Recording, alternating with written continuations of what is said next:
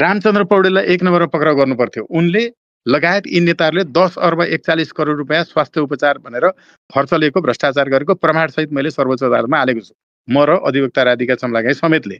अब यो अख्तियारको प्रमुख प्रेम राई भन्ने यिनी स्वयं भुटानी शरणार्थी काण्डमा चाहिँ योजना बनाउने मध्येका, यो भ्रष्टाचार गर्ने मध्येका एक हुन्। उनको पनि प्रमाणसहित मैले अदालतमा हालेको छु।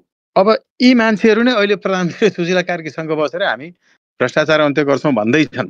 यसले के देखाउँदैछ भने तपाईले यो संविधान कायम राखुन्जेलसम्म 5 जना न्यायाधीशले बालुटारको जमिन व्यक्तिका नाममा लगिदिएका हुन्। व्यक्तिकै नाममा लानु, मुई कायम गर्नु भनेर अहिले धेरै सेलिब्रिटी न्यायाधीशको रूपमा हाम्रो चाहिँ एकजना केसी श्रीमान हुनुहुन्छ, त्यसैगरी अर्को रायमाझी श्रीमान हुनुहुन्छ, अर्को हाम्रो रेग्मी श्रीमान प्रधान न्यायाधीशै भएको, अर्को अनुप शर्मा श्रीमान, अर्को चाहिँ तपाईको राजेन्द्र प्रसाद कोइराला।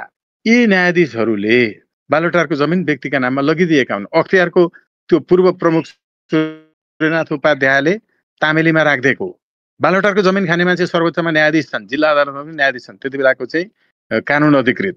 यिनलाई सजाय गर्न यो संविधान राखुन्जेल मिल्दैन, किनभने अनुसन्धानै गर्न मिल्दैन। हाम्रो संविधानमा के लेखा छ भने न्यायाधीशहरूको पनि त छानबिन गर्नुपर्छ नि त। तर न्यायाधीशहरूको छानबिन गर्न कुनै पनि सरकारले, आयोगले सक्दैन। दलहरूले नै खडा गरेको एउटा न्याय परिषद भन्ने छ।